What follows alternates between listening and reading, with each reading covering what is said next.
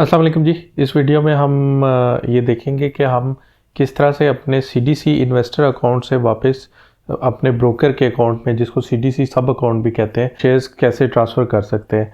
तो जिन लोगों को ये नहीं पता कि क्या बात चल रही है, उनके लिए सिर्फ 30 सेकंड में मैं ये थोड़ा सा बैकग्राउंड देता चलूँ, उसके बाद हम जाके एक्चुअल ट्रांसफ़र का तरीका देखेंगे।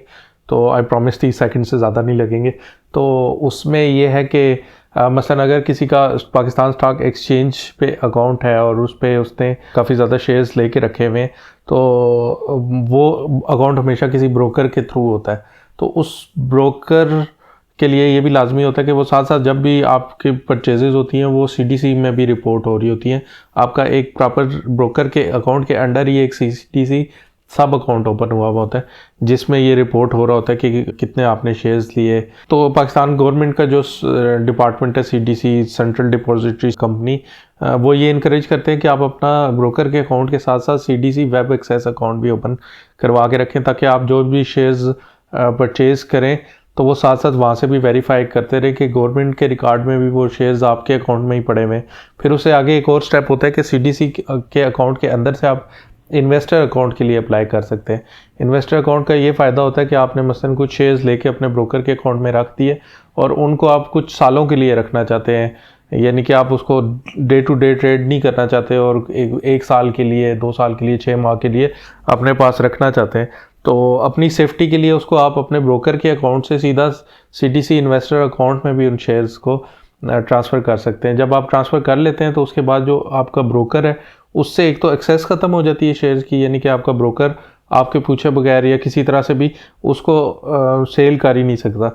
और दूसरा, अगर आपके ब्रोकर का आपके अकाउंट में ही आपके शेयर्स पड़े हुए हैं और आपने कोई ब्रेक ले लिए 6 माह की, 1 साल की, 2 साल की, और उस दौरान आपके ब्रोकर ने कोई रूल तोड़ दिया गवर्नमेंट का, या कोई भी ऐसा हो गया कि उसका गवर्नमेंट ने अकाउंट जो है वो सस्पेंड कर दिया है, तो आपके शेयर्स भी लटक जाएंगे उस वक्त तक जब तक वो उस ब्रोकर का अकाउंट सस्पेंडेड है, और वो ट्रांसफ़र भी नहीं हो सकेंगे उसके अकाउंट से। तो अगर आपके इन्वेस्टर अकाउंट में पड़े होंगे तो फिर ज़्यादा बेहतर है।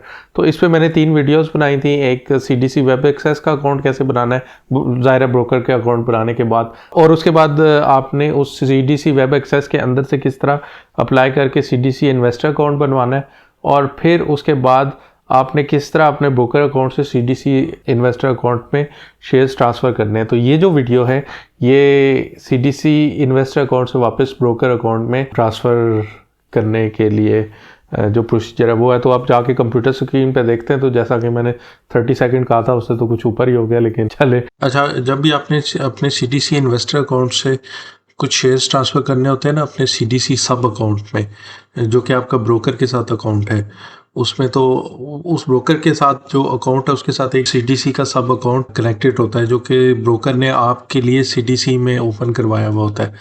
तो उसका नॉर्मली तो आपको अकाउंट नंबर का आइडिया होगा ही, लेकिन आपको नहीं पता उसका अकाउंट नंबर क्या है।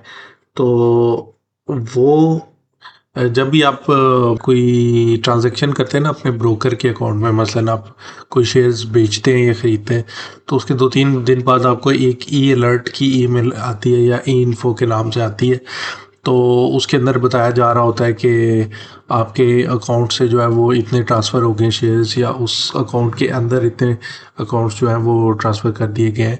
तो उसमें एक आपको अकाउंट नंबर दिया जाता है, जो कि आपको उसके सब्जेक्ट में भी मिल जाता है और यहाँ पे उसकी बॉडी में भी मिल जाता है। तो इसमें ये जो पहले 5 डिजिट्स होते हैं, जो कि इस केस में 0A1826 है, ये ब्रोकर का आईडी होता है, पार्टिसिपेंट आईडी। और इससे आगे के जो 6 डिजिट्स होते हैं वो आपका अपना अकाउंट नंबर होता है, उस ब्रोकर के अगेंस्ट सीडीसी सब अकाउंट नंबर।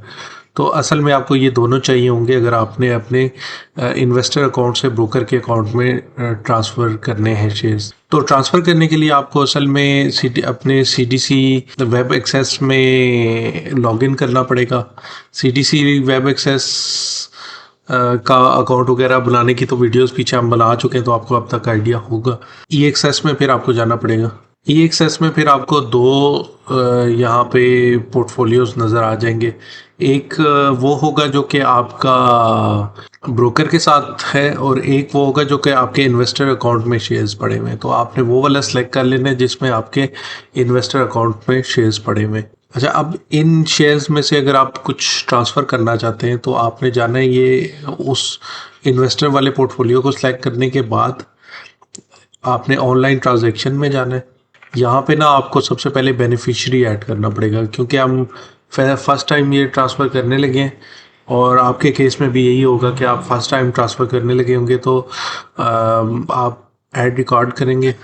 इसमें फिर आपने इंट्रा अकाउंट बेनिफिशियरी या इंटर पार्टिसिपेंट बेनिफिशियरी, तो हमारा पार्टिसिपेंट जो है वो डिफरेंट है। इस केस में, करंट केस में, हमने सीडीसी के पार्टिसिपेंट को सिलेक्ट किया हुआ है, लेकिन हमने ट्रांसफ़र हमने बीएमए में करने तो पहले पार्टिसिपेंट कर लेंगे सिलेक्ट। फिर उसके बाद अपने पार्टिसिपेंट का आईडी जो कि हमने वो ईमेल में देखा था वो देना है। उसके लिए आप डायरेक्ट यहाँ पे टाइप नहीं कर सकते, आपको जाके सिलेक्ट ही करना पड़ेगा। तो हमारा आईडी जो है 01826 है, तो उसकी बेस पे यहाँ पे ये नज़र आ रहा है, तो ये तरतीब में ही होता है। आप जाते जाते ना उस तक पहुँच सकते हैं 01826 तक।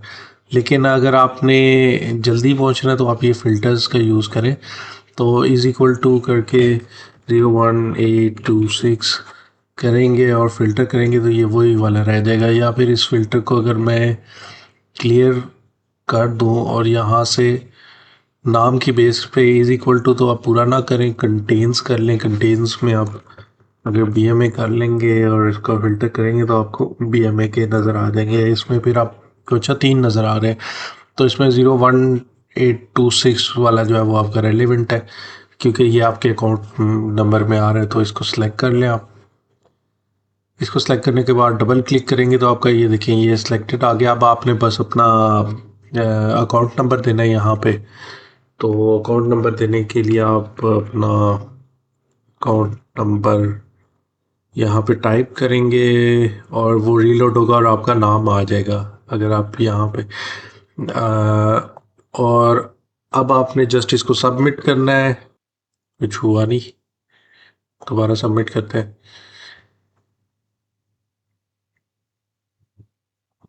अच्छा, ये कह रहा है ईमेल पिन और एसएमएस पिन उसने भेज दी हुई है।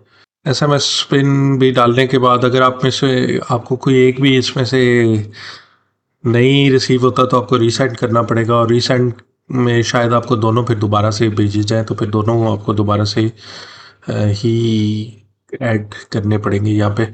क्योंकि दोनों होते भी मुख्तलिफ हैं। और फिर आप यहाँ पे दोनों को एंटर करने के बाद कंफर्म प्रेस करेंगे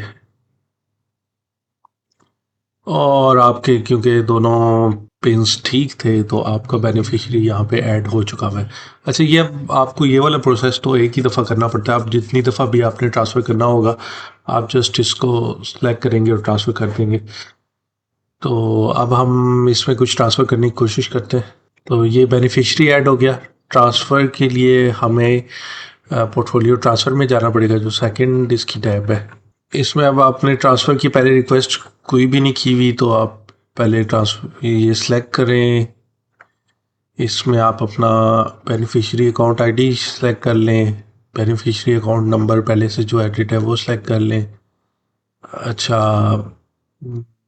और ये दोनों सेलेक्ट करने के बाद ये तो आपने बता दिया कि आपने किस अकाउंट में ट्रांसफ़र करने हैं। नीचे जो है ऐड रिकॉर्ड, वहाँ पे आपने सिंबल सेलेक्ट कर लेना है। जो आपके सिंबल्स अवेलेबल हैं वो शो हो जाएंगे।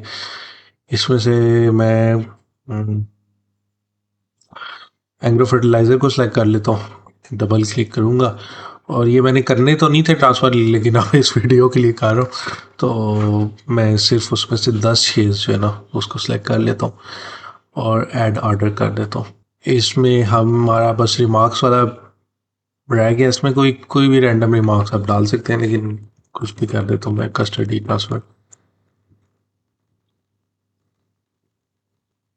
शेयर ट्रांसफ़र, कस्टडी ट्रांसफ़र, या कोई भी अपने ये आपके अपने रिकॉर्ड के लिए।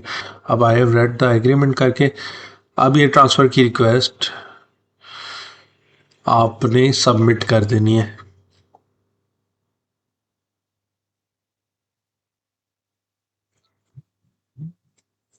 अच्छा, आपको इसके बाद फिर एक पिन आएगा जो कि ईमेल और एसएमएस दोनों पे आएगा, लेकिन आप कहीं से भी देख के एंटर कर सकते हैं।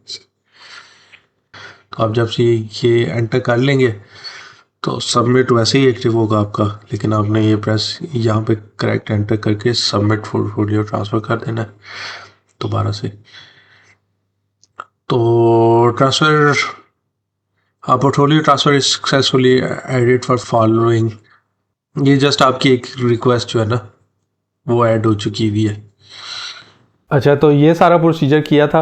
अच्छा, ये पूरा प्रोसीजर करने के बाद साथ ही मुझे 2 ईमेल्स आ गई थी, एक सब अकाउंट की तरफ से और एक सीडीसी इन्वेस्टर अकाउंट की तरफ से। दोनों में यही कंफर्मेशन थी, जो आपने 10 शेयर्स ट्रांसफ़र किए वो आपके वापस ब्रोकर अकाउंट में ट्रांसफ़र हो चुके हुए हैं। तो वो रिफ्लेक्ट भी हो गया था सीडीसी के इन्वेस्टर अकाउंट में भी और दूसरा सब अकाउंट में भी, जो कि वेब एक्सेस के थ्रू नज़र आ रहा था। लेकिन जो ब्रोकर का एक्चुअली टर्मिनल होता है जहाँ पे हम लॉगिन करके इसको सेल कर सकते हैं, वहाँ पे कुछ घंटों बाद उसकी अपडेट आई थी। वो शायद ब्रोकर को भी अपडेट जाती होगी और उसके फिर सिस्टम में अपडेट होते हुए थोड़ा सा टाइम लगता है। तो जब आप ब्रोकर से इधर सेंड करते हैं इन्वेस्टर अकाउंट में, तब भी कोई 6, 7, 8 घंटे लग जाते हैं।